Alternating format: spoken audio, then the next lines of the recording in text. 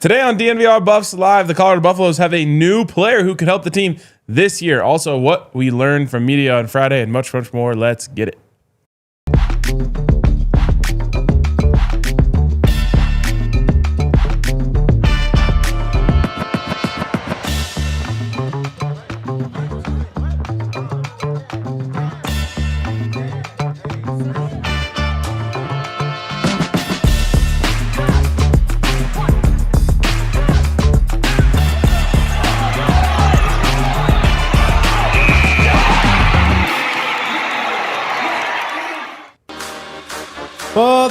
Let's go, Squad. Coming to you live from the Toyota Lounge, driven by your Front Range Toyota Stores. It is DNVR Buffs Live. Happy Monday! It is spring game week, everyone. Wow. We've almost made it officially. But then we unmade it. Then the long wait begins. Yes. Yeah. Then that clock just resets. Another 100 or some days. Yeah. One of the worst things in sports, if I'm being completely honest, you just get this little taste. It's not even a satisfying taste. Facts. And then it's just taken away. Yep. Just a little tease. Just like That's an oasis, like a mirage out there in the distance on the horizon. It's like if you were really craving ice cream and someone gave you a spoonful of like the mix before it's even cold. And you had it and you're like, oh my God, I want ice cream so bad. And they're like, no more ice cream, 4 more months. Yep. Yeah, man. Well, the good thing is, like you tweeted earlier, Yep. still 4 or 5 days out. But the weather forecast looks Amazing. like we can take it. I mean, I will. I'm beyond that. I'm Yeah. ecstatic at this early forecast. I just don't want to get too optimistic. I know. Too early I'm because- Nah, bro. deeply uncomfortable with the way Jake's talking about this. Yeah, same. That's what I'm trying to. man. Like, I like the outlook, but we're still 4 or 5 days out. and We're we know still how in Colorado. Colorado. Get down. Yeah, exactly. most importantly. Yeah, we know how Colorado get down. I mean, look, the clouds may be a little bit of a threat. Like, we're not 100% sunny days, but like, there's no rain in the forecast for on the 10-day here. It's Monday. I know, All it takes is one wrong turn by a cloud. for real. but we're we just got to get halfway through the 10-day forecast. You know what I No mean? doubt. Yeah. So All I need is no precipitation. I don't care if it's Facts, overcast. I don't even care if it's a little chilly. You know, like how it was on Friday for opening day, where that wind was whipping a little bit. Yeah, I was going to say I'll pass on the wind. how was that? I'll actually trade a little bit of rain for no wind. I don't know if I can agree with that, but I understand your point of view there. we But want to hear about your Rockies opening day experience. First one, right? that was my first opening day. Been at Coors Field for a few Rockies games, but that was my first one on opening day. It was a vibe, bro. It really is crazy to me how many people still go to Coors Field to watch the Rockies. Oh, yeah. You know what I'm saying? And I understand it's opening day. Like I said, it's almost an American holiday. But the amount of people who weren't even in their seats just walking around the stadium and you're thinking like, oh, there must be nobody in your seats. And then you look out and there's still a bunch of people in their seats as well. It's kind of special, honestly. Like when people say that Denver is a baseball city, it's hard to believe that because of how bad the Rockies are. But I can see it. Like the passion is there, I think, from a city's support perspective. Denver and I just love being there all the time. Was a baseball city, Denver's a sports city. but it still has its roots. For sure. Also, Coors Field is just an unbelievable place. Like It's just unreal. you can't have a place that good in your city and not go to it. Best bar in And Denver. that's the racket. You No know, doubt. like people will never stop going there because it's awesome. Yeah. I had my parents out last year for one of the rooftop club Friday days. And we were talking about that this weekend. My dad said, if I'm not mistaken, he said that like Coors Field is his favorite baseball stadium that he's been to. Let's go. It's Which so is good. it really is. It's just beautiful, man. By the way, remember when we did the like things we love about college football draft, and I said the smell? Mm-hmm. Coors Field also just has an elite Definitely. stadium smell. Yes. Facts. Those onions. Yeah, hot You know what I'm saying? dogs Exactly, on the grill. Yeah, for sure. All right, let's get into the Buffs. Today on the show, we will be talking about TCU signing their coach to an extension, an executive order that could potentially change the direction of college football and college sports in general. We will be talking about Friday's media availability, defensive line day. We also have some recruiting news that just dropped that we will get to here shortly as well. But we start with a new player. How about that? How about it? You know, we imagine that. kind of talked about it couple weeks ago. I see what you did. Coach Prime mentioned, a couple weeks ago that they weren't done in the transfer portal, right? And I mean, shoot, one of the names I kept bringing up was that Cameron Morgan guy. He played on the edge. Well, they end up adding another edge player here in Sam Gadie. You were going with Gadie. You sounded so confident that you were going to roll with I know, Gadie. but now I read it, and now I'm like, Gadie? I think it's Gadie. We'll go with Gadie. Sam Gadie reminds me of Sam Goody. You remember those? No. What is that? That was like the OG like CD store in the mall. I remember What? FYE. Yeah, FYE. Yeah, I remember FYE. Do you remember that? I've never heard of that. It was called What? I'm kind of with that. It was called For Your Entertainment, and it Yeah. had like all the CDs and like all that. Maybe they're, I don't know. Our mall had Sam Goody. I never heard of that. That's weird. FYE's still around. Really? So I thought that was exists. extinct. Hey, shout out to them for keeping on going. That's crazy. Yeah, for real. Someone said CD store. Yeah. All right. Gadie is coming from Monroe University, a JUCO, right? Yes. In New York. And only played in 6 games last year, but he had 13 tackles, 8 TFLs, and 4.5 sacks in those 6 games. He's listed at 6'3", 235. He originally started off his career at Rutgers in 2022. He was playing linebacker there, however, never saw the field for the Scarlet Knights in his freshman, sophomore, or junior seasons. After that, he decided he was going to bet on himself, entered the transfer portal, ends up transferring down to JUCO, impresses enough there to catch Coach Prime in Colorado's eye. So he is committed. Obviously, I don't know how it works with the semesters and all that. I mean, we're in the midst of spring football and stuff right now, so I don't know when he's going to be added to the team. I'd imagine sometime this summer. Yeah. But another piece to this edge room. And again, what was he listed as? Monroe had him listed at... They just had his height on there. Oh, they they didn't have do, his yeah. weight for whatever reason. But yeah, last we saw he's 6'3", 235 pounds, which is like a good athletic, I think, kind of build, like more on like the Domata Peko Jr. side of things when it comes to kind of that archetype rushing the passer. You mentioned, the other thing I like too as well is you mentioned he started his career at Rutgers. So he's former teammates with Taj White. I'm sure this recruiting staff like did their homework and asked Taj White, like, tell us about this guy. Like, is he somebody that we should be trying to get in here? And I would assume that Taj White, gave a glowing review, or at least a review that made the Buffs want to continue to go forward with this. It's another piece, right? I don't think any of us are expecting this guy to, come in and, be a rotational player from day one. But Sure. The traits are something that are there in his favor. And particularly at edge, you want to add as much, I think, depth that you can, particularly guys with that type of skill set who are just kind of true pass rushers. 4.5 sacks in 6 games played? Yep, with 8 TFLs in just 6 games played is not nothing. It is at the JUCO level. But obviously a Big Ten program a few years ago saw enough in him that they wanted to get him in their program and keep him there, for at least 3 years. So we drafted defensive lineman edge players last Friday. We got 12 deep with a couple honorable mentions in addition to that. So there's some serious depth and numbers in this room, which is never a bad thing. Did we ever post that graphic of the draft?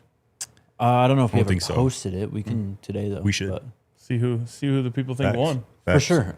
That was a great show, by the way. If you guys didn't catch it, I really enjoyed that one. Yeah. And I'm normally a remote show hater, so it's got to be really good for me to like it. Look, I really enjoyed the remote shows. I ain't going to lie. But that one was a lot of fun on Friday. It was fun, no doubt. Also with Sam Gadie, he had an offer from Marshall in February too. So he wasn't just like some guy that Colorado just added we need to fill out the roster. Like he was someone who was getting some Division I looks. Obviously he was coming from Division I football as well. What's up? Yeah. Do we have that video that we can throw up? Oh, no worries. Is it the film? Yeah. The film Watch is a little bit of his film. I mean, there's some moments there, right? Of course, you have to take into account the level that it's being played at. I mean, but he was very clearly beyond JUCO skill. Like it was very evident watching his tape from last year. But he enters a rotation now that we feel like is pretty, diverse, Yes. productive. Obviously, coming at lower levels. This guy's coming from a lower level now too, but. like you said, I don't know if he cracks the rotation, if he's really someone that we look at this year. He does have 2 years of eligibility too. If he wants to, he could stick around for next year and develop a little bit more. But the very worst, you have more depth for practice and for just getting more looks at. Totally. I mean, I think any player who comes out of the transfer portal at this stage knows that they're fighting an uphill battle to get on the field. And so at the worst, this is a depth player, like you said, a person who can help you in practice. And at the best, you found something and you bet on the traits and you won. I've never been a fan of the way that in the Coach Prime era we've held on to scholarships, especially now in the era where you can just tell someone to leave at the end of the year. For sure. It used to be like if you give someone a scholarship, you're kind of stuck with them. Right. That's not the case anymore. So use them all and, take your chances to hit a home run on a big swing. Mm-hmm. Or actually really a little swing. For sure. Sure. All reward, no risk, really, in my opinion. Yep. No doubt. Absolutely. And, when we talked about it a couple weeks ago, we had that clip from Coach Prime where he was talking to Uncle Neely, and he said there's guys in the portal, particularly in JUCO, who can play. And, here's some of Gadie's clips right here. You see him there on the edge. Like, the first step to get off is very apparent. You know what I'm saying? Like, he is a very, quick, twitchy kind of guy. And that kind of, blends into Good his hands. height, weight, the 6'3", 235, kind of more of a slender build on the edge. And he uses his speed a lot to, get around tackles. He does have some heavy hands. You see right there, he's just pushing dudes right on their ass. So he's got some explosion to him. Like, this is a twitchy dude who I think, again, with 2 years of eligibility, which I think is huge, 2027 could be, the year where he maybe puts it all together. And also, it's important to remember, too, this guy's playing a new position. He was a linebacker coming into Rutgers. That's pretty much where he played those 3 years when he was at Rutgers. Obviously, didn't see the field, was primarily just like a practice player for them. But, he kind of puts his hand down in the dirt on the edge at Monroe for JUCO this last season, and he finds something, right? And a lot of times that's what it is, really. I mean, it's frustrating for the players, I'm sure, but in college football, it's literally 4 or 5 years at most, right? Like, if you're in the wrong position for a few years, it can be a long road to finding playing time at all. But he managed to. And I think Steve Davis makes a good point. Like, I agree with him. He's like, literally no risk with this pickup, only upside. And I think at that position in particular, edge rusher, which, as we know, is a premium position, you want to take as many swings as you can, because if you find something at that position, like, that could quite literally transform a defense or a front four, so to speak, or a pass rush. Change a game, right? And sometimes that's all you need. Sometimes you just need one specialist who comes in on a big third down, or a big second and long, and makes one play. Keaton Wade. Yeah, for sure. Didn't hear from him. All of a sudden, he goes and changes the game against Arizona. Yep. Yeah, and now all of a sudden they're building packages for him, and it just builds from there. Like, this very much happens, and I think with a swing like this, I think it's good. It's a good process for this recruiting staff. Yes, CU Buffs 35. He is from New Jersey, from Trenton, New Jersey. Locking up for real. That's where he calls home. So obviously Rutgers as well. Went to the hometown program for a few years, but now he's headed out west. Again, we'll see when he officially is added to the program and is enrolled and stuff. I'd imagine it's next semester, though. I think there's a hunger aspect that comes with guys like this as well, where, you were at a Big Ten program, you got all the glitz and glamour that came with being in the Big Ten program, the strength and conditioning, the food, the nutrition, all that. And when you spend 3 years around that, and then you go to JUCO, and you don't have any of that, pretty much. Pay your way type of shit. Yeah, for sure. You know what I'm saying? Like, I think that could be a wake-up call. Like, that could wake up some hunger, I think, in some guys. And we'll see if it happens with Gadie here. But that is something that I think you want to add as much as you can to this locker room. Like, dudes who are hungry, dudes who are trying to get it out the mud. And I think that just builds up the toughness of a locker room and team. Absolutely. All right. Let's take our first break, and then we'll talk about media from Friday and much, much more. Shout out to our friends over at... If you love the NFL Draft, then this is your edge. The Die Hard NFL Draft Guide is built and based off of thousands of hours of film study, being boots on the ground, Shrine Bowl, Senior Bowl, Combine, talking to scouts, talking to coaches, really getting a feel for where these players are best going to fit and project in the NFL. We're talking hundreds of players in this class. All right, so what are you going to find in the guide? Well, you're going to find player comps. You're gonna find strengths, weaknesses, physical tools, analytics, highlights, analysis from all across the space, everything you need to try and determine who are the best players for your team. You get access to the guide if you're a diehard, and you'll also get access to a couple of individual breakdowns I'm doing specifically for your team. All right, look, if you want surface level breakdowns, you can get them anywhere, but if you want independent thought, if you want thorough breakdowns on all of these prospects, become a diehard, get the guide. Or you can get access to the 2026 guide for just $26. Let's win draft season. Xfinity and their 5-year price guarantee. I mean, this has to be one of the best deals out there, regardless of industries, right? I mean, you look at what's going on in college sports, you look at what's going on in the NFL. 5-year deals are hard to come by, Scott. Or it's got my parents talking about it, a little envious, wishing they can get a part Make of the it. switch. They Bring may them as on well, over. for real. It's time. But they're going to hook you up and get everything working with your Wi-Fi in your home in perfect harmony for 5 whole years. It's reliable, intelligent Wi-Fi from our friends over at Xfinity. It finds and fixes problems before you even notice them. It's like Wi-Fi with a 6th sense. And the best part of their 5-year price deal, no annual contracts, no hidden fees, and you get their best equipment included at no extra charge. So much can change in 5 years. Don't let it happen to your Wi-Fi, though. Lock in your price and unlock the possibilities with our friends over at Xfinity. You can learn more when you go to Xfinity.com. Xfinity, imagine that. Select plans only. Some restrictions apply. Shout out to our friends over at Xfinity. Like a Tommy Lee Lewis, I think, was one. Okay. Yeah, sure. I remember those names. All right, back on the show. Let's talk recruiting real quick here before we get to media. We've talked about this kid quite a bit. James Harris Jr. HJ. Was it Rivals who said he was like a top? Yes. Top 100 edge in the class. I think 247's updated their rankings on him as well because they have him as the 82nd edge overall now, the 1,160th player overall in the class from Cy Falls High School. Yeah, because when we were looking at him last week, like he was was having unranked. these stars. Yeah, which is crazy. Yeah, 247 ranked him now. 6'1.5" at 225 pounds. He just visited actually too. This past weekend. Last weekend, not this last weekend, the weekend before that, I think. Or it was Tuesday, last Tuesday, actually. Yeah, the 31st. And spoke very highly of his visit as well. I think he told someone, we read the quote that he said that Boulder would, or CU would be #1 right now. Yep. He said he saw everything he needed to see. Right. Exactly. So just as we went live, he put out his final 5, or top 5. Vanderbilt, North Carolina, Texas Tech, Miami, and Colorado.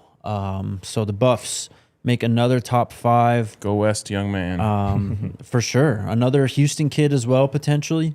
But Colorado's recruiting is it's been a nice summer for them. Been quiet, maybe not. I mean, there have been blue chippers, actually, for sure. Yeah. But it's just been a quieter recruiting season overall. Yeah. I like this kid, man. Last year as a junior, 23 tackles for loss, 7 sacks, had 6 sacks the season before as a sophomore. Another, as we're talking about edge rusher with Gadie, like a premium position. You stack guys at that position, your defense is going to be much better for it. So getting in this top 5 with those schools that you mentioned, Texas Tech, Miami in particular, that's good company right there. Yep. I love the background as well, playing at Cy Falls in Houston, which is a really good football program and a hotbed of high school football talent. So we'll keep an eye on James Harris. I think he does have an official visit slated for June in Colorado, early June. And he just recently canceled his visit to Arizona, which is probably why we didn't see them in his top 5. But, yeah, keep an eye on this young man. All right. Let's talk media. On Friday, it was defensive line day. Schmedia. First time for Coach Pun, Dante Carter on the podium. Just imparent enthusiasm from him. Absolutely loves his group, first off. The way he talked about them sounded very quiet confidence, saying a lot of stuff like a smile. Yeah. But he just said he loves the direction that they're going. On his promotion, said he was very appreciative, very honored for the opportunity. He said he's a very young coach, and Coach Prime seen it in him. Obviously, he brings that kind of intense nature that we saw from Coach Delu 2 years ago, as opposed to, the more, I guess, kind of laid-back approach of Coach Pecco. Did you feel that on the podium? Because obviously we see him on well-off and whatnot, screaming a lot. Was he still that way on the podium? I think he not as much, no. Yeah. But like that's how Coach D. Lou was too. You know what I mean? Like when he was on the field, like Fair. he was very fiery. Like he could not stop yelling. But then like we had him on one of the shows I think that year or whatever, and it was like Yeah. he was just super chill coach, and he kind of talked about that. I want to say that was the Arizona right. pregame show. That was a good one. Yep. But on the impression of his D-line group, he refused to like name any standouts. He said the whole group has been flashing. Everybody in the room is putting good things on tape. He was asked specifically about the versatility of the front, which we've talked at length about. Again, he didn't probably what's the word I'm looking for?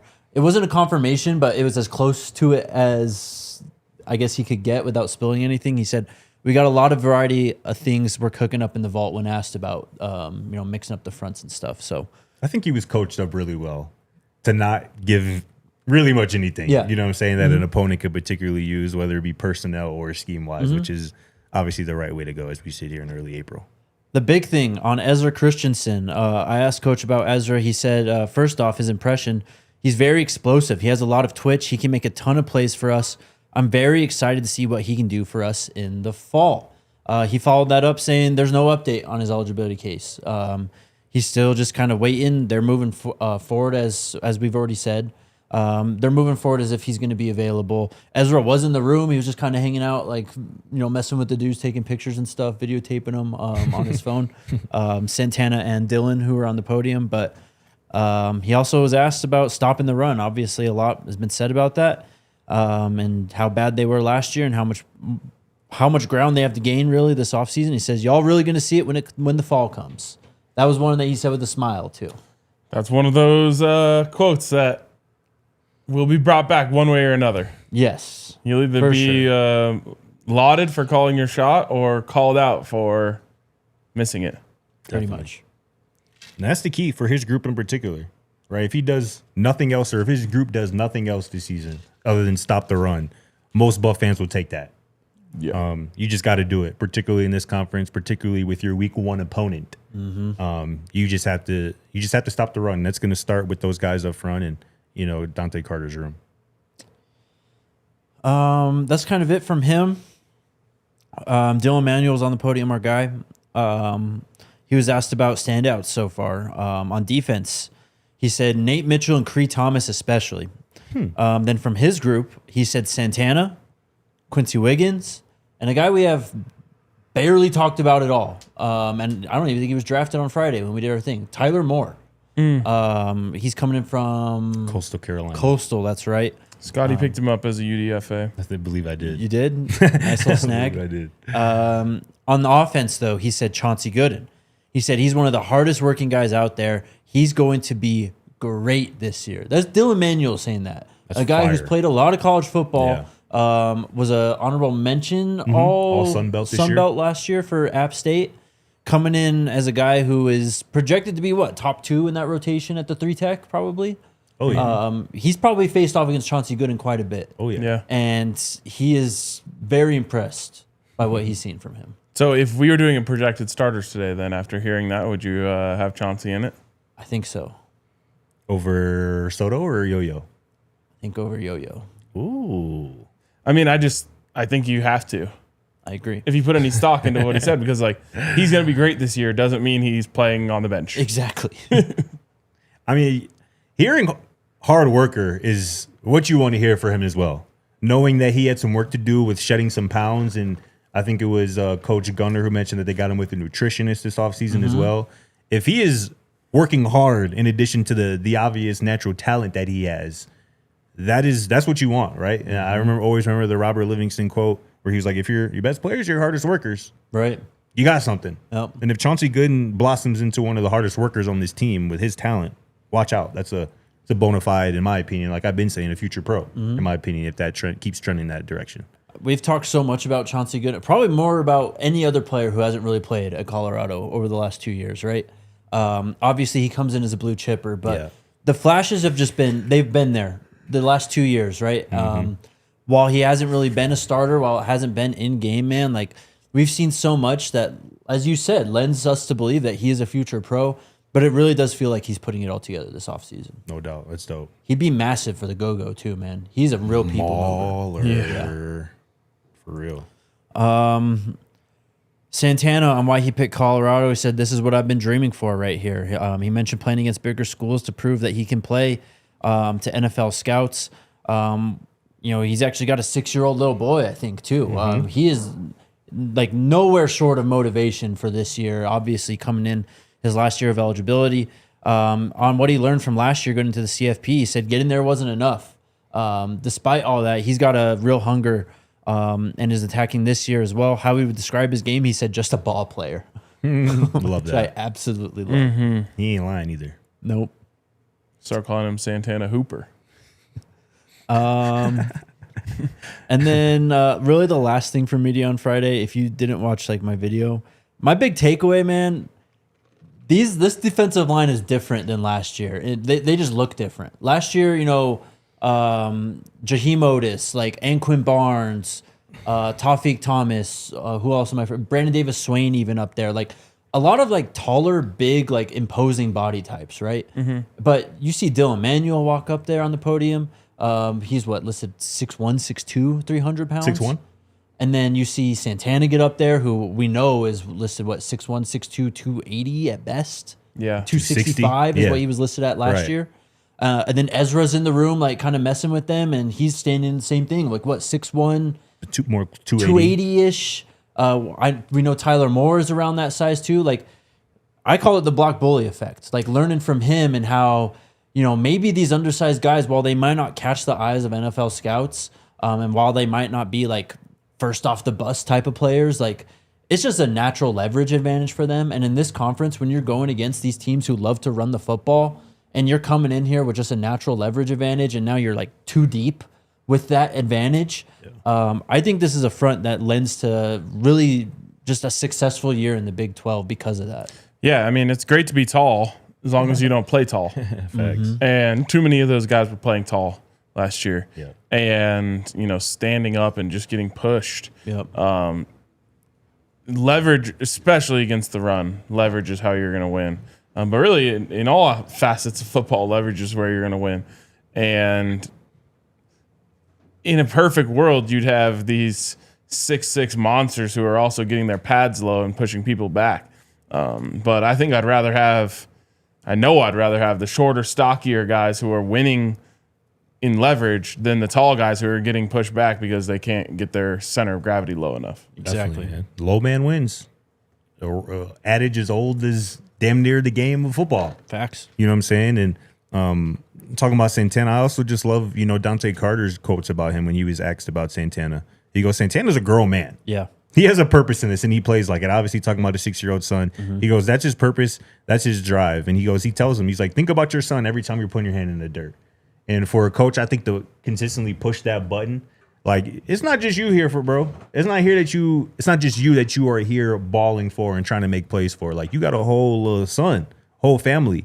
And I would put him in that mix as well in terms of one great year can change your life. Absolutely. Like Santana Hopper been playing football. He's put good tape out on film. One final good year here in 2026 with the Buffs, like he could certainly find his way into the draft conversation, for 2027. So Most definitely. we obviously believe in the talent. Him and Ezra are going to be massive. So will Dylan Manuel, our guy D-Man. If this defensive line can get back to playing good football, just stopping the run, Makes a world of difference. It makes a world of difference. Exactly right. But yeah, that was media on Friday. I think we'll have media tomorrow. I don't know though.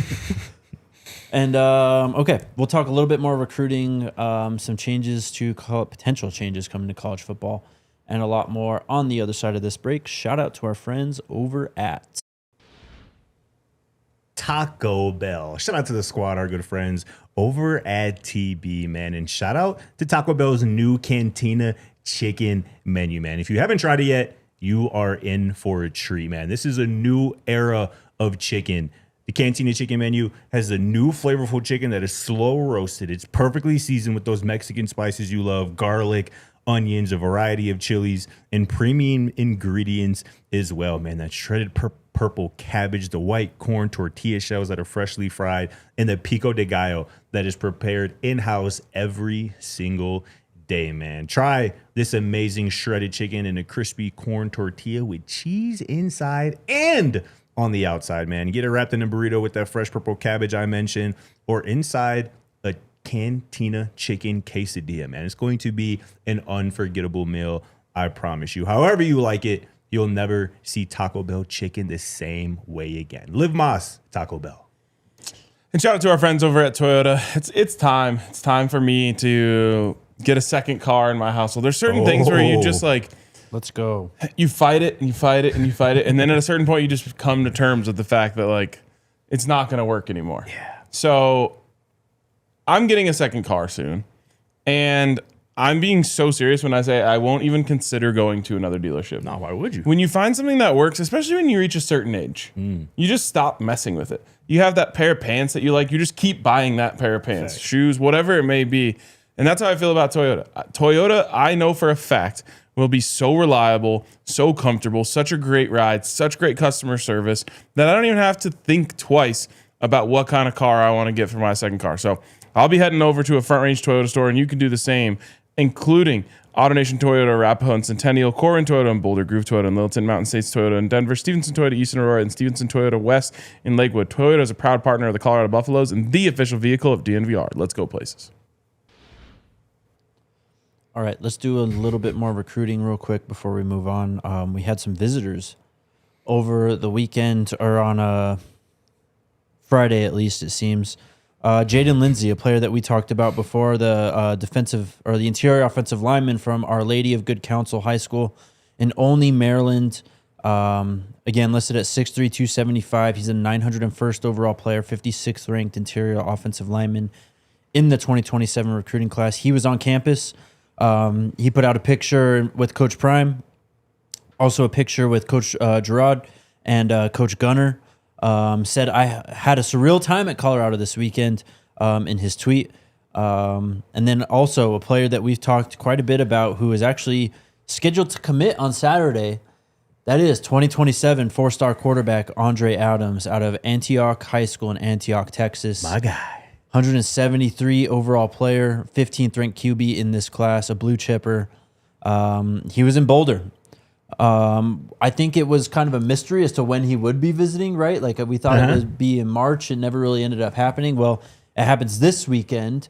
Obviously, I don't know. We could talk about the. Go ahead. So he was in Boulder this past weekend? On Friday. So like 3 days ago? Yeah.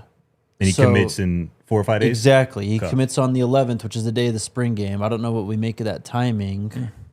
It's not nothing. I'd make something of it. What do you make? I don't think it's a coincidence. Sounds like there's real momentum here on both sides. I think Colorado wanting to get a 2027 quarterback on the boards as quickly as possible. And they seem to be putting the full court press on this guy. And I get it. Because this dude is really talented. Like, he can really play. Both as a passer and as a runner. I think he still has a lot of room to grow, both physically and as a passer as well. He just strikes me as the type of dude that would have Brendan Marion very giddy about his prospects as a quarterback at the next level. So I would love to see him, commit this weekend. So, yes, he's coming off that unofficial last Friday from Colorado, right? He unofficially visited Florida State on the 30th.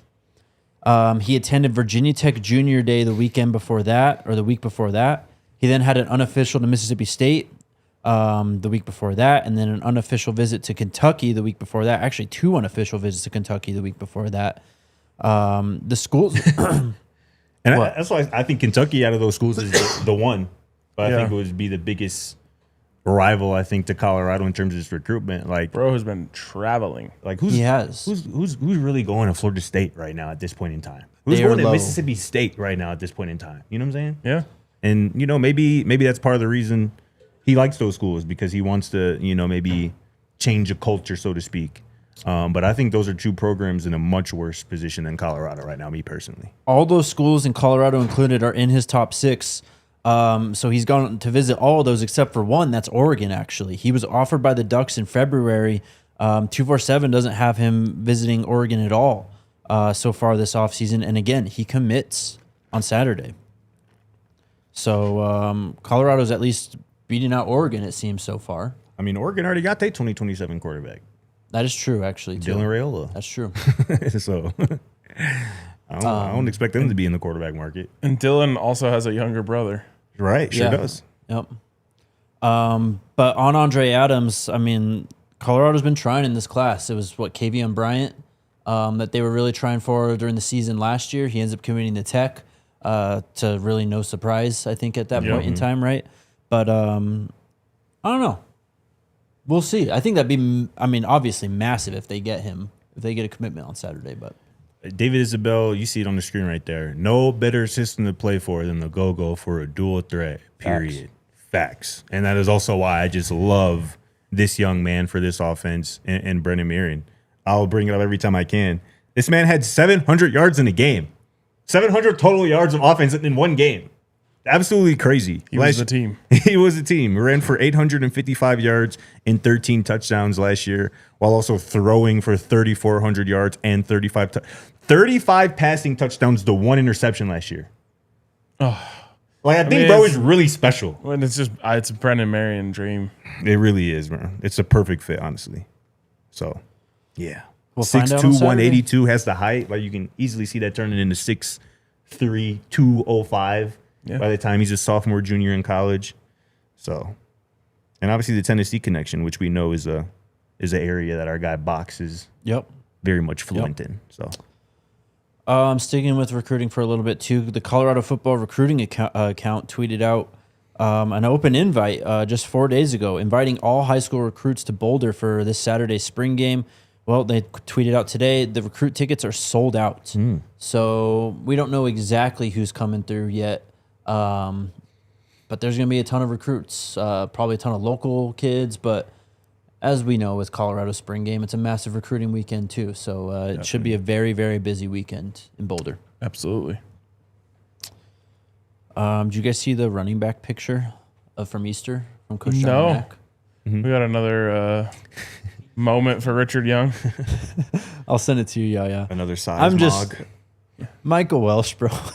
He just cracks me up. It's the same face in every picture. I He's love so it. still face. I love it. I just sent it to you, Yaya. He kind of has like a mobster pose. Oh, yeah. In pictures. Just all business, bro. Like, because what I'm smiling for? Ain't nothing to smile about right now. What I'm smiling for? That just reminded me of that meme when someone's like, "You should smile more," and the guy responds back, "Nothing to smile about in my life." Which I think Mike has plenty of things to smile about. I hope. Sure. He's not the only one, too. I'm not trying to pick on him. Like, he's not the only one who's like kind of, seriously, like, I don't even want to say mean mugging, but like, He serious is. looking to the camera for sure. I mean, but you don't want your running back room smiling and cheesing and all looking all goofy. Like, you need at least a couple that look like they, yeah. Can you zoom it in at all, Yaya? on Micah, he's the one with the black hoodie up in the middle. Perfect zoom. I love it, man. Yeah, man. Only one smile, I guess, is Johnny Mac smile and our guy Trackhawk Yeah, smiling a Kalen's little got a bit. smile. Yeah, for sure. Trackhawk's always smiling. He is. He is. Richard is smiling, yeah. That is a big man. Yeah. That boy Jaquel back there, too. Yeah. Richard Young looks like he could be in the edge room. Probably could. Shout out to Shy Buffs. Did y'all ever watch Blue Mountain State? Yes, back in the day. Yeah. Is that a go back real quick? No, it's fine. That was I used to love that show, bro. I watch it like the summer before, like I went to college too, like my freshman year. Oh yeah, you were. I'm like, yes, this is what college is gonna be like. This is gonna be that- so lit. Is that another Mathis that's on the team now? Right there in the front? Bro. Bro. You're silly. Oh, Lord. I don't know. What, 2035 buff right there? There you go. I think that's Coach Mac's son, actually. But He said missing a few guys, but that's the running back group over at Eastern at Coach Mack's house. And speaking of Easter, that's obviously a dope moment seeing, the running back room get together. And I think Chris Marve, our guy, if you can, maybe if you want to find that and send the quick as well. I think it was him. I think it was Chris Marve who posted it. Yeah, like that whole, from what I saw, like the defensive coaching staff, went to Easter Sunday kind of service in church. I believe it was like him, Von Bell. Yep. We can pull up the Coach Hart. Coach Hart. Is this Coach Fletch in the middle? I think so. Yep. I think it was Fletch in there. But that's what you want to see, man. Coach Kenny Ingram there as well. As much as we talk about players building camaraderie throughout an offseason, particularly with so many new guys and transfers and whatnot, this is a lot of new guys on this coaching staff. Yeah. Like this coaching staff was pretty much remade, and they have to, get to know each other and get on the same page as their coaching, just like the players do. So these events outside of the football building, particularly when they're rooted in faith for a very rooted in faith coaching staff, I think is really dope. Obviously, Kenny Ingram there on the right, all the way on the right. Yep. Kevin Coach Hart, Fletch in the middle there. I think that's Von Bell right to the left of him there. I think so too. And then DC Chris Marve there all the way on the left. You love to see that type of stuff. For sure. All right. Anything else on the team before we go on to national news? Get national. All right. This happened on Friday. So President Trump signed an executive order to regulate college sports. It would basically affect transfer movement, player eligibility, funding requirements for women and Olympic sports, and an attempt to get a handle on NIL collectives. Now, I say all that. I was going to say, I need a lot more information. So an executive order does sound like something that's just being pushed, hammered through, but Yeah, you sounds actually executive. you need legislation, Yeah. a law, in order for the executive order to be pushed through, or to push through something, a law, pretty much, right? I'm not a political commentator. We here. can tell. I'm just, Neither am I. So I'm not a political pundit. I'm literally just reading the articles from like On 3 here, so very baseline. But basically, what the executive order signed through was 5 to play 5, pretty much. You get 5 years of eligibility to play 5. I like that. These rules are scheduled to go in effect after August 1st, so even this basketball portal that's ongoing right now, it wouldn't affect this, and it obviously would not affect what already happened this offseason in college football. An August 1st start date would be in line with a lot of schools, like fall semester and stuff too. But yeah, so it's just obviously trying to get a handle on things. The NCAA made a comment on it, saying that the NCAA has modernized college sports to deliver more benefits for student athletes, and the executive order reinforces many of our mandatory protections, including guaranteed health coverage, mental health, and scholarship protections. This action is a significant step forward, and we appreciate the administration's interest and attention to these issues. I'm talking about stabilizing, blah, blah, blah, blah. A bunch of the commissioners kind of reacted to it. I mean, Brett Yormark from the Big 12 commissioner said federal action is essential. We thank the president and his administration's ongoing commitment to protecting college athletics by issuing today's executive order, blah, blah, blah, blah. Again, mentioned stability. So, look, what, man? No, I'm just rolling my eyes. I understand. I get it. But, and there's a lot other things that are politically that are relevant right now, right? We don't talk about that stuff here. No, of course not. But like, things are in motion. Things are happening, at least behind the scenes. Seems like it. Again, we'll see. Yes. Wasn't there, Eric mentions it here, didn't he also, or in this executive order, there's something about like one free transfer? One free transfer. If you do it more than once, you got to sit out a year. But obviously, it'd keep the current rule where if your coach leaves or is fired or whatever, the portal opens. Yeah. So. Yeah, I mean, I think, is there anything about tampering in there? Look, man, I didn't go in depth on this. I don't expect so. it. Yeah. I think that the transfer thing would be so... Sure, if you want to do the one free transfer thing, I'm on board. I think it's fine. I really think that if you just cut down the tampering and actually punished it, it would fix itself. Because everyone wouldn't be out shopping for more money the entire season. So, did you actually listen to College Game Day? Obviously, for the basketball Final Four this weekend. I kept seeing it on my timeline, but I didn't actually watch it. So, Jay Billis and Coach Cal were on the set of College Game Day with Jay Williams, Reese Davis, and I think Fran Fraschilla was on as well. And they were talking about this. I mean, it was obviously through the college basketball lens, but they were talking about what needs to change pretty much. And Jay was on point just talking about how, like, until you get like collective bargaining in the fold and where players and coaches have an equal amount of say, and it's not just colleges and the NCAA kind of just controlling everything, this is what it's going to be. So until there's like real contracts for players and stuff, but again, that's the NCAA, and their battle is always with trying to keep it amateur and not professional, which it already is kind of. I mean, they're getting paid, for God's sake. It's professional, right? Getting paid more than most professions. And also, Jay Billis was great. He was on point talking. I mean, honestly, bro, you should go check this out. It's like 7 minutes, but it's a good talk between Coach Cal and Jay Billis about it. And how really it's like the NFL and the NBA who set the eligibility rules for coming out of the draft, and how that is something that could be helpful, but also it's just tied into the NCAA trying to keep it an amateur sport type of thing, right? So, but they mentioned a lot of that, and it was a really good conversation. So, See if anything comes of it. Yeah, I hope it does. It all feels very performative to me. Same. well, I think Jay Billis is really No, not that. Oh, okay. Oh, you talk. Okay, I see. Yeah, of course, yes, for sure. But there's conversations being had, like, and there's good ideas being talked about. I think, there's progress being made, I think. Yeah, I mean, it's obvious that everyone understands shit has to change.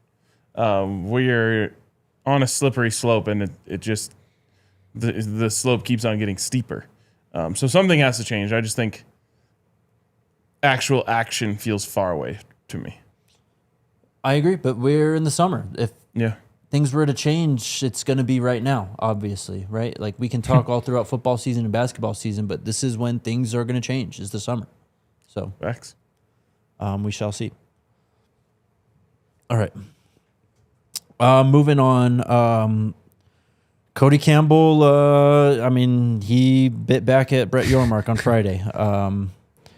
See, he put out a crazy long tweet, man. I mean, I'll summarize this for you. I know, bro. It is very long. But he was getting kind While of... we're regulating, let's go back to 280 characters. Honestly, completely not a bad agree. idea. Not a bad idea at all. Do you You remember... used to have to like think. Yeah, like, how can I cut this down? Yes. And then it just like curates the content and distills it down, makes it better. For sure. Or like tweet out like a notes app picture or something. You know what I mean? Do you remember That's true. Twit longer or whatever? Oh yeah, that was bad too. Anyways, he was getting kind of cooked last week because he was being very public with this and going at the commissioner, said a lot of kind of crazy shit about it. And people were just frying his ass, especially online, right?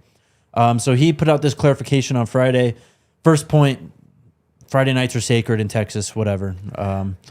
Second point is Texas Tech's alumni base being largely centered in DFW, and how a Friday game in Lubbock would put strain on like a 300-mile area because of Friday night. Exactly, whatever.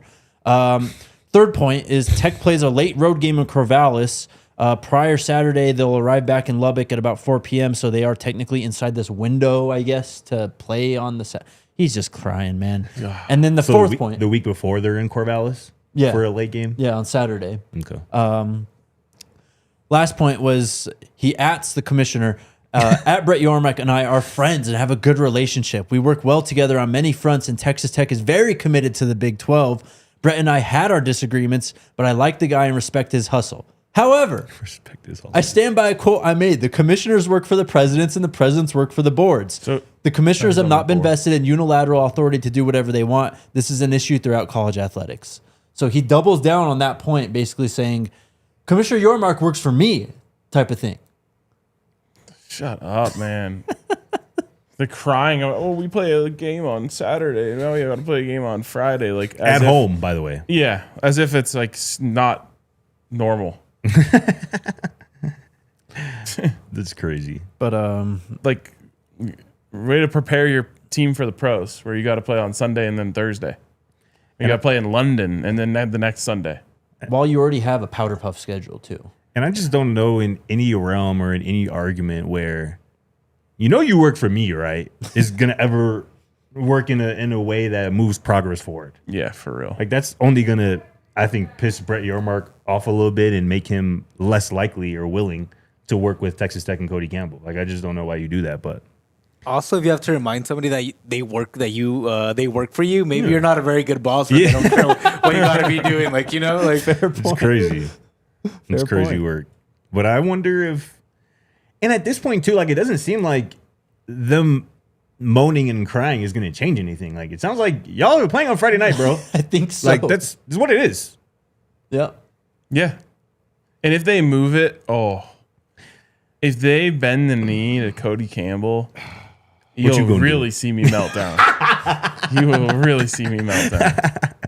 You can't anymore. If you have any semblance of a backbone, you are keeping this game on Friday. But I can see them doing it. And tell them to forfeit if they want to. I can see them changing it though. Because to a lot of people, Texas Tech is the Big 12 right now. Off one season? Yes. To a lot of people. Not to me. Yeah. But to a lot of people. I don't think the Big 12 sees it like that at all, though. And I think that's the most important part, honestly. True. I don't think Brett Yormark sees it that way. Yes, 100%. But we'll see. For sure. But, I mean, honestly, kind of credit to them. Like, use the advantage you have while you're hot at this point, too. But exactly right. You're gonna come off in a bad light, and people are gonna clown you for it. It's just the facts of the matter. Brett Yormark's next statement should be, all right, you don't have to play. Just forfeit. I hope so, bro. If the sanctity of high school football in Texas is that important, just forfeit the game. I mean, you don't hear Houston complaining. Smart. Willie would never. Hell no. Willie would never. He said, let's play in the parking lot on Tuesday night. Fuck yeah, he did. He said, let's play in a high school stadium. Yeah. Fuck those teams. Hell yeah. Oh, man. That's it for that right now. I don't know. I just refreshed my timeline here, and Joey McGuire has a new quote crying about it now, too. Nice. What'd he say? Summarized from... what is this? The On3? Yeah, the On3 Red Raider site. Quote, how much money are we losing in the city of Lubbock playing on a Friday night? I would much rather be playing on a Saturday in that game. They are just crying, bro. What do you mean you're losing money? Just crying. They're assuming that they won't get as many people in the stands on Friday night as opposed to a Saturday afternoon. Brother, you're supposed to be like a top 5 program. Like, why are you even worried about The only thing I could think of is since people will be at work, they won't be doing as much pregame. And so that's what's... But every team has to do this. Yeah. Yeah. I don't know. Makes 0 sense. They feel strongly about it. They really do. That's undeniable. Kind of want Brett Yormark to just keep being like, oh, okay, that's a good point. Keep going and just let him cry all offseason until the day before the game. Be like, yeah, it's still happening, buddy. I mean, yeah, Cody Campbell is already posting 500 character tweets. Yeah. You know what I'm saying? Like, it's crazy. It really is. We'll see what happens tomorrow in the next chapter of this saga. Chandler Morris, the former Virginia quarterback, obviously took them to the ACC title game last year. Won the ACC? Did they win that game? Virginia? No, Duke did. Duke did? Yeah. Mm-hmm. Either way, he was appealing or requesting a preliminary injunction to get a year back to play this year. His waiver was denied. He was appealing for a 7th year of eligibility. He will not be eligible to play this year. So while Trinidad Chambliss did get through, Joey Aguilar was another player, a quarterback who was denied this year. Mm-hmm. Just bringing it up because obviously Ezra Christensen. Again, these things are all mutually exclusive. No case is like another. Like they're all different, going through different courts, different judges, all this stuff. They're all kind of unique in their own way, but just another point there. Get ready to learn software sales, buddy. That's kind of what. Obviously, we got the national championship college basketball game tonight between Michigan and UConn. This came out over the weekend from Ross Dellinger at Yahoo Sports with a story titled NCAA tournament expansion, quote, will happen. Here's why that's the case despite the outcries against it. So This is according to Ross Dillinger at Yahoo Sports. Soon after the completion of this year's NCAA tournament, which ends tonight, NCAA leadership and members of the association's basketball committees, both the selection and oversight groups, are expected to finalize an expansion of the men's, women's, and men's tournaments to 76 teams. What are we doing? Barring something unforeseen, quote, it will happen, says one high-placed source. So with this proposal, 8 games would be added to the current first 4. So they have to change the name. First 4. The first 12. Played over Tuesday and Wednesday, the first week of the event. This new opening round would feature 24 teams playing in 12 games over the 2 days at 2 sites, Dayton and another. Those involved in negotiations caution that plenty of this could change through the course of continuing talks with TV partners Warner Brothers Discovery and CBS. When would this be effective for next year? For next year. That's crazy. For the next tournament, we see 76 teams in both the men and women's. There's a hilarious skit. I'll have to find it and send it to you guys. Back in the day when like to make like viral content, you had to like make like a well-produced thing. And it's like a fake sports center where they're previewing the tournament, and it's like, I've seen this this. year the tournament's been expanded to 1,248 teams. And they're like, what do you think about an upset team on the 356 versus 212 line? And the guy's like, I love Ohio School for Deaf Truck Drivers. Holy shit. It's good. I mean, we're getting that's there. where we're headed. Yep. Just make the whole thing a tournament. Like in my men's golf league, we just have a year-long match play tournament. So just just make the whole season a tournament. Crazy. Start with all the teams, and slowly eliminate. They go into losers brackets, and Sure. Why not? What do we think Michael Malone and the North Carolina Tar Heels will be one of the 76 teams dancing next year? it would almost be impossible to miss. Low-key. Yeah, Michael Malone, former Nuggets head coach, is now going to be the North Carolina Crazy. head basketball coach. I love Michael Malone. He is responsible for checking an item off my bucket list, which is the Denver Nuggets winning a championship, or at least partly responsible. Nikola Jokic probably deserves the most credit for that, but I don't think this was a good move for him. I've never seen it. I don't think there's any case study of a career NBA coach going into college basketball and being successful. And we've seen the transition from one to the other in a lot of sports. Like there's a few in football. Obviously, Pete Carroll was really successful doing it. Right. Maybe the only one who has a championship in both. I think so. But or it's Jimmy even Johnson. Oh yeah, it's even less common in college basketball. So don't love it. And yeah, we could go on forever, but I don't love it. North Carolina had to make a swing. They did that. Yeah. And I thought it was reported earlier today too that Malone was considering the New Orleans Pelicans job and just opted to go with North Carolina, which is interesting. That's crazy. Yeah. They must have thrown a bag. They probably got that. Yeah. I mean, true. You get guaranteed 4 games a year against the Nuggets, though. You go to the Pelicans. I don't think he has ill will towards the Nuggets. He has ill will towards Calvin Booth. Okay. I'm telling you, man. Calvin I would Booth's know more than kid me. versus Michael Malone and the NCAA. He has tournament. been saying some stupid stuff about MVP race and all that, where I do feel like he's being petty. But I feel like I'd be willing to guarantee that Michael Malone would love the opportunity to coach against the Nuggets at some point down the line in this current iteration of players. well, But it we'll also see. has to be like a team that can actually win, not the Pelicans. he'll be going up Sure. against VCU in the 48-team play-in tournament. No, for real. So yeah, it says the 12 winners of the opening round games would advance to an awaiting 52 teams in the original bracket. It's What crazy. are we doing, man? Really weird. But we'll see. We'll see what happens. I don't think we need overtime. Yeah, I think we're good. Is there anything else in chat, Yo-Yo? No. All right. Yeah, we're good. All right. Yeah. Spring game week feels good. Go. Does feel good. We should have practiced tomorrow, so we'll talk about all that then. All right. See you guys then. Let's go Buffs. Let's go Buffs. Y'all silly like the mayor.